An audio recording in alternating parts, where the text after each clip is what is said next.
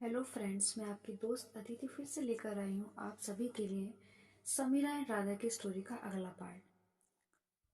उम्मीद है आप सभी अच्छे होंगे और अपना बहुत सारा ख्याल रख रहे हैं। आप अच्छे हैं तो मैं भी अच्छी हूँ। स्टोरी को लाइक कमेंट शेयर जरूर कीजिए। चैनल को सब्सक्राइब नहीं किया है तो कर लीजिएगा। आई होप आपको स्टोरी पसंद आ रही है तो कमेंट करके ज़रूर बताइए, क्योंकि मुझे पता नहीं चलता है, आप लोग सुन के चले जाते हैं। कमेंट में करके ज़रूर बताइए कि आपको स्टोरी कैसी लग रही है। तो चलिए शुरू करते हैं सीधा स्टोरी। प्रीवियस पार्ट के लिए आप इसका पिछला एपिसोड देख लीजिएगा। मैं डायरेक्ट अगला पार्ट शुरू करती हूँ। राधा ने कहा, पता है चांदनी, तुम्हारा साथ होना बहुत सुकून देता है। तुम सच में मेरी बहुत अच्छी दोस्त हो। चांदनी ने उसकी आंखों में झांका, जैसे कुछ ढूंढने की कोशिश कर रही हो, लेकिन फिर हल्के से मुस्कुरा दी। हमेशा तुम्हारे साथ रहूंगी राधा। पर क्या चांदनी की ये नजदीकें सिर्फ दोस्ती तक सीमित थी या उसके दिल में कुछ और भी था? राधा इस सवाल से अनजान थी, लेकिन चांदनी खुद को रोक नहीं पा रही थी। दूसरी ओर समीरा इस अनजान आदमी की सच्चाई जानने के लिए तैयार थी। उसने उसने दिहान को फिर से कॉल किया। कुछ नया पता चला? समीरा ने सीधे सवाल किया। हाँ, पता चला, लेकिन जो पता चला है वो तुम्हें झंझोर कर रख देगा। समीरा की आंखें सख्त हो गईं। कौन है वो? उसका नाम अभी तक नहीं मिला, लेकिन वो किसी बड़े बिजनेस ग्रुप से जुड़ा हुआ है, और सबसे ज्यादा चौंकाने वाली बात यह है कि वो तुम्हारी गैलरी के पुराने मालिक से किसी ना किसी तरह जुड़ा हुआ है। समीरा चौंक गई। पुराना मालिक? लेकिन मैंने तो ये गैलरी सीधा एक लीगल ट्रांसफर से खरीदी थी। शायद ये मामला इतना आसान नहीं है। कहीं कुछ ऐसा है जो तुम्हें बताया नहीं गया था। रिहान की आवाज में चिंता छलक रही थी। अब समीरा को एहसास हो चुका था कि ये सिर्फ एक गैलरी पर कब्जे की लड़ाई नहीं थी।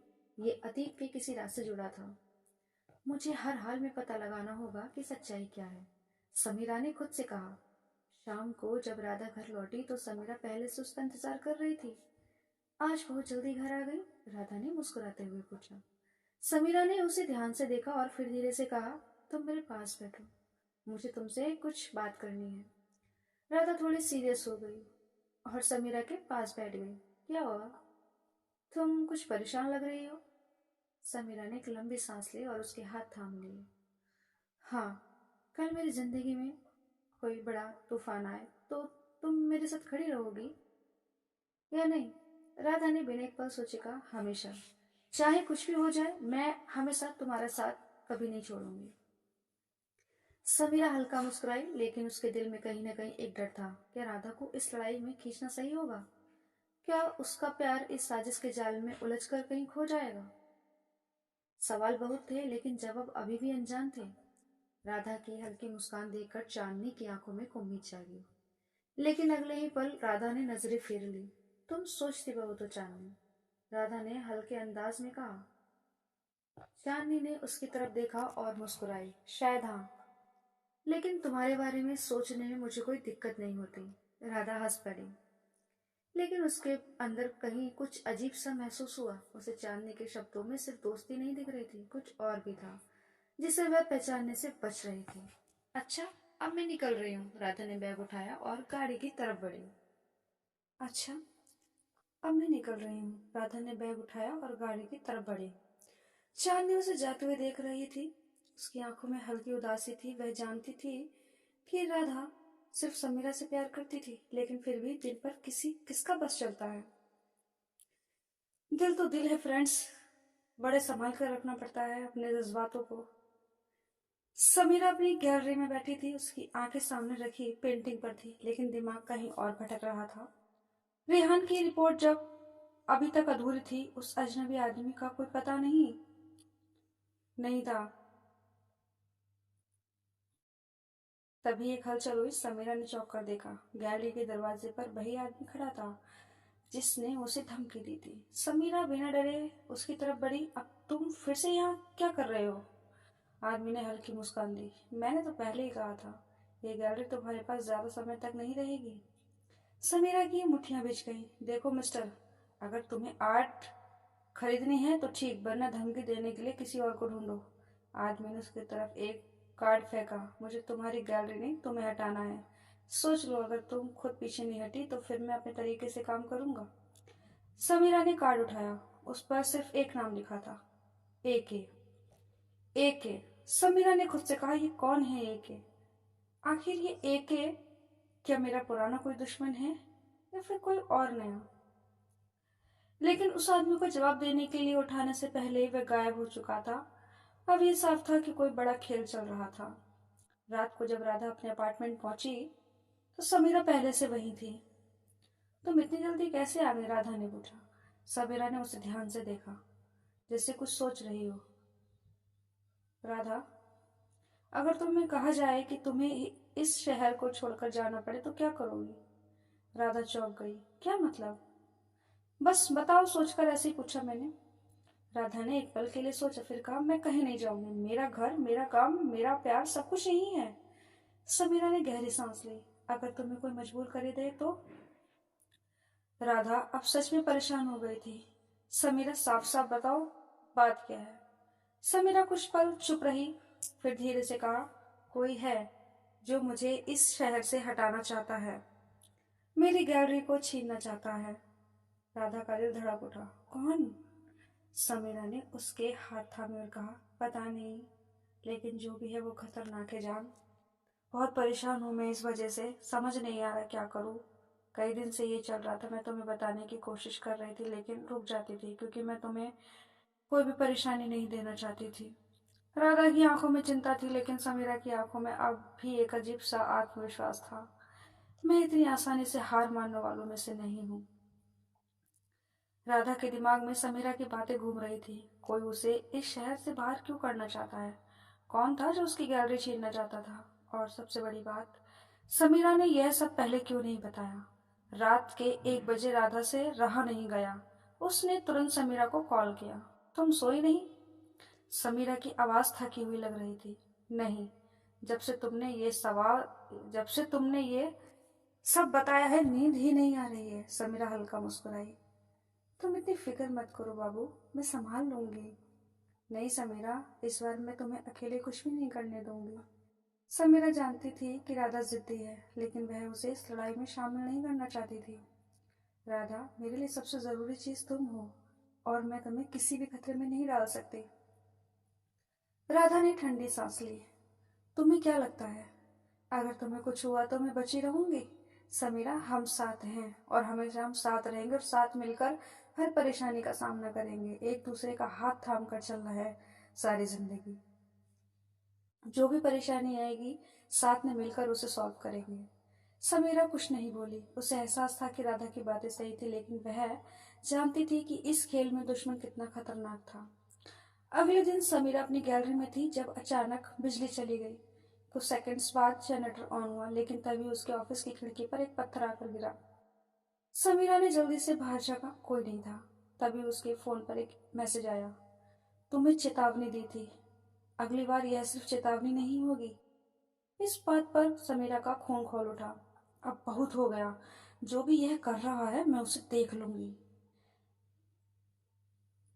राधा को शाम को राधा गैलरी पहुंची जहां समीरा अकेली बैठी थी। क्या हुआ? राधा ने समीरा की आंखों में देखा। समीरा कुछ पल उसे देखती रही, फिर अचानक उसे गले लगा लिया। राधा, मैं थक गई हूँ। उसकी आवाज में टूटन थी। राधा ने उसके बालों में उंगलियां फैलाई। तुम अकेली नहीं हो समीरा, मैं तुम्हारे साथ हूँ। समीरा की आंखें नम थी, लेकिन वह जानती थी कि उसे कमजोर नहीं पड़ना था। राधा ने हल्की मुस्कान के साथ कहा, अब चलो, हम मिलकर ये लड़ाई लड़ेंगे। राधा ने समीरा का हाथ थाम लिया। हाँ, साथ में, हमेशा के लिए। रात के सन्नाटे में समीरा की आंखें खुल गईं। किसी ने दरवाजे पे दस्तक दी थी। वह सतर्क हुई और धीरे से उठकर दरवाजे तक गई। कौन है? उसने पूछा, लेकिन कोई जवाब नहीं मिला। उसका दिल तेजी से धड़कने लगा। उसने मोबाइल उठाया और रिहान को कॉल लगाने ही वाली थी कि तभी उससे दरवाजे के नीचे से कागज फिसलता हुआ दिखा। समीरा ने झुककर कागज उठाया। उस पर सिर्फ 3 शब्द लिखे थे, तुम्हारे पास समय कम है। समीरा ने तेजी से दरवाजा खोला, लेकिन बाहर कोई नहीं था। आसपास सिर्फ गहरी रात और सन्नाटा पसरा हुआ था। वह जानती थी कि यह सब महज संयोग नहीं था। कोई था जो उसे डराने की कोशिश कर रहा है, लेकिन कौन और क्यों? सुबह होते ही राधा गैलरी पहुंची। उसने समीरा की थकी हुई आंखों को देखा तो फौरन समझ गई कि रात भर वह सोई नहीं थी। समीरा, तुम ठीक तो हो? राधा ने चिंतित स्वर में पूछा। समीरा ने हाथ में पकड़ा कागज उसकी ओर बढ़ाया। ये रात को मेरे दरवाजे के नीचे डाला गया था। राधा ने कागज पढ़ा और उसका चेहरा सख्त हो गया था। अब बहुत हो गया, हमें पुलिस के पास जाना चाहिए।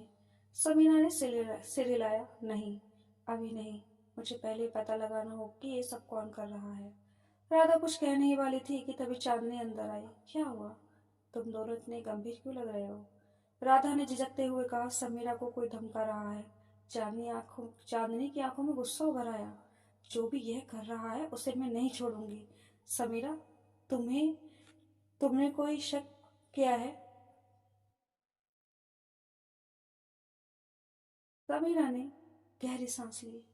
कोई है जिसका नाम एके है, लेकिन अभी तक यह नहीं पता कि वह कौन है। चांदनी ने थोड़ा सोचा, फिर बोली, मैं अपने कुछ सोर्सेस से पता लगाने की कोशिश करती हूँ, लेकिन तुम दोनों को सावधान रहना होगा। राधा और समीरा एक दूसरे को देखने लगी। उन्हें अब एहसास हो रहा था कि ये अकेले जितना लग रहा था उससे कहीं ज्यादा बड़ा था।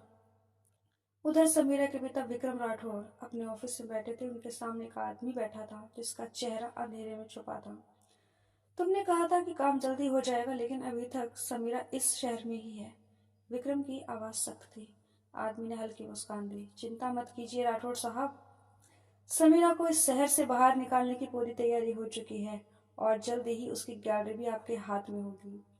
विक्रम ने मेज पर उंगलियां बजाई और गंभीर स्वर में कहा, सिर्फ गैलरी नहीं, मुझे यह भी चाहिए कि वह राधा से दूर हो जाए हमेशा के लिए। आदमी की मुस्कान और गहरी हो गई। जैसा आप चाहोगे वैसा ही होगा। शाम के समय समीर अपनी गैलरी में अकेली थी जब अचानक लाइट्स बंद हो गई। उसने सोचा कि ऐसे बिजली का मसला होगा, लेकिन तभी किसी की आहट सुनाई दी। कौन है? समीरा ने तेज आवाज में पूछा। अचानक किसी ने पीछे से उस पर हमला किया। समीरा लड़खड़ा गई, लेकिन उसने खुद को संभाला और तुरंत हमलावर का हाथ पकड़ लिया। कौन हो तुम? उसने उसने गुस्से से कहा। इससे पहले कि वह कुछ देख पाती, हमलावर ने उसे धक्का दिया और तेजी से भाग गया। समीरा ने हाँफते उठने की कोशिश की। तभी राधा और रिहान अंदर आए और उसे जमीन पर गिरा देखकर दौड़ उसकी तरफ पड़े। समीरा, राधा ने उसे संभाला। समीरा ने अपनी आंखें खोली और धीरे से कहा, कोई मुझे मारना चाहता है राधा, अब इस खेल को खत्म करना ही होगा। समीरा अभी भी जमीन पर थी। उसकी सांसें तेज चल रही थी। राधा ने उसे सहारा देकर उठाया और गुस्से से बोली, अब बहुत हो गया समीरा, तुम कब तक अकेले सब कुछ सहने की कोशिश करोगी? समीरा ने उसकी आंखों में देखा। वहां सिर्फ गुस्सा ही नहीं बल्कि चिंता भी थी। राधा, मैं तुम्हें खतरे में नहीं डाल सकती। राधा ने कसकर उसका हाथ पकड़ा। तुम्हें समझ क्यों नहीं आता है कि अगर तुम्हें कुछ हुआ तो मैं भी नहीं बची रहूंगी? हम साथ हैं समीरा, हर चीज में, हर लड़ाई में। रेहान जो अब तक चुप था आगे बढ़कर बोला, हमलावर कोई साधारण इंसान नहीं था, उसने हमलावर प्लानिंग के साथ किया था। हमें तुरंत कुछ करना होगा। समीरा ने अपनी चोट पर हाथ फेरा और सिर हिलाया। हाँ, अब यह खेल खत्म करना ही होगा। अगले दिन रिहान को एक नया सुराग मिला। हमलावर गैलरी के बाहर लगे सीसीटीवी कैमरे में कैद हो गया था, लेकिन उसका चेहरा ढका हुआ था। रेहान ने फुटेज देखते हुए कहा, यह कोई अनुभवी अपराधी है। उसने सीसीटीवी कैमरे को ब्लर करने की भी कोशिश की है, लेकिन एक चीज चूक गई। समीरा और राधा ने स्क्रीन की तरफ देखा। ये घड़ी? समीरा फुसफुसाई। राधा ने गौर से देखा। हाँ, ये तो वही घड़ी है जो हमने विक्रम राठौर के पुराने आदमी के हाथ में देखी थी। समीरा का खून खोल उठा। मतलब ये हमला मेरे पिता के कहने पर हुआ है? रिहान ने सिर हिलाया। शायद, लेकिन हमें और सबूत चाहिए। अगर यह विक्रम राठौर ने अगर यह विक्रम राठौर के आदमी का है काम, तो हमें जानना होगा कि वह असली खेल क्या खेल रहे हैं। उधर विक्रम राठौर अपने ऑफिस में किसी से फोन पर बात कर रहे थे। तुमसे बस इतना ही कहा था कि उसे डराओ, मारने की कोई जरूरत नहीं थी, उन्होंने गुस्से से कहा। फोन की दूसरी तरफ से आवाज आई, पर वो इतनी आसानी से डरने वाली नहीं है सर। अगर हमें उसकी गैलरी और उसे इस शहर से हटाना है तो हमें और बड़ा कदम उठाना होगा। विक्रम ने कुछ पल सोचा और फिर कहा, ठीक है, लेकिन अब की बार कोई गलती नहीं होनी चाहिए और इस बार निशाना सिर्फ समीरा नहीं होगी।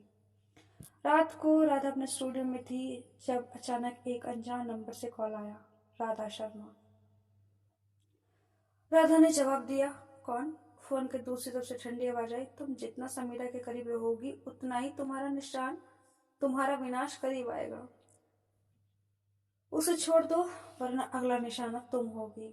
राधा का हाथ कांप गया। उसने तुरंत समीरा को कॉल किया। समीरा, मुझे धमकी मिली है। फोन के दूसरी तरफ कुछ सेकंड की चुप्पी रही। फिर समीरा की आवाज आई, अब ये सब हद से आगे बढ़ रहा है राधा। मुझे यह लड़ाई खत्म करनी ही होगी हमेशा के लिए। रात की आवाज में हल्की घबराहट थी, लेकिन वह खुद को शांत बनाए रखने की कोशिश कर रही थी। समीरा, ये लोग सिर्फ तुम्हें नहीं मुझे भी निशाना बना रहे हैं। समीरा का खून खोल उठा। उसने फोन कसकर पकड़ा और गहरी सांस लेते हुए कहा, अब बहुत हो गया राधा। ये लोग सोचते हैं कि हमें डराकर पीछे हटा सकते हैं। अब मैं इन्हें दिखाऊंगी कि असली खेल क्या होता है। रिहान, जो समीरा के साथ था, तुरंत आगे बढ़ा। हमें भी कुछ करना होगा। अगर राधा को निशाना बनाया गया तो अगला हमला और बड़ा हो सकता है। समीरा ने सिर हिलाया।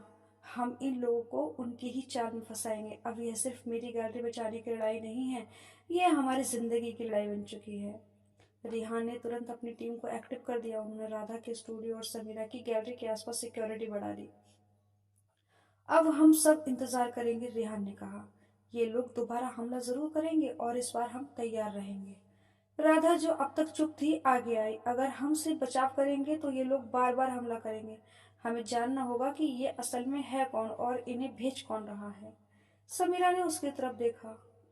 यह वही जिद थी जो उसने पहले भी देखी थी, जो उसे हमेशा समीरा के करीब खींच लाती थी। ठीक है राधा, लेकिन इस बार तुम अकेली नहीं जाओगी, हम दोनों साथ में रहेंगे। रात गहरी हो चुकी थी। समीरा, राधा और रेहान अपनी योजना के अनुसार स्टूडियो के आसपास छिपे थे। तभी एक काली वैन स्टूडियो के सामने आकर रुकी। दो आदमी बाहर निकले। उनके हाथों में कुछ हथियार चमक रहे थे। रेहान ने इशारा किया और उसके गोल घेराबंदी करने लगे। अब समय आ गया, समीरा ने धीरे से कहा। जैसे ही वे लोग स्टूडियो की खिड़की तोड़ने लगे, समीरा और रेहान ने उन पर धावा बोल दिया। दोनों हमलावर घबरा गए और भागने की कोशिश करने लगे, लेकिन इस बार वे बच नहीं सकते थे। रेहान एक आदमी को पकड़ लिया जबकि दूसरा समीरा के सामने खड़ा था। अब बताओ, तुम्हें किसने भेजा? समीरा की आवाज में ठंडक थी। आदमी हंस पड़ा। हाँ, अगर मैं बोल भी दूं तो तुम कुछ नहीं कर पाओगे। ये सिर्फ शुरुआत है, असली खेल अभी बाकी है। राधा ने घबरा कर समीरा की तरफ देखा। रेहान ने उस आदमी की जेब से एक फोन निकाला और तुरंत डेटा रिकवर करने की कोशिश की। कुछ सेकंड बाद स्क्रीन पर एक नाम चमका, विक्रम राठौर। समीरा की आंखें चौड़ी हो गई। ये मेरे पिता का नाम क्यों आ रहा है? राधा और रेहान एक दूसरे की तरफ देखने लगे। राधा ने धीमी आवाज में कहा, समीरा, मुझे लगता है यह सिर्फ तुम्हारी गैलरी का मामला नहीं, ये तुम्हारे पिता की कोई बड़ी चाल है। समीरा ने फोन को घूरते हुए कहा, अगर यह सच है तो अब मैं इस खेल को खत्म करके ही दम लूंगी। फ्रेंड्स, क्या होगा इस कहानी का?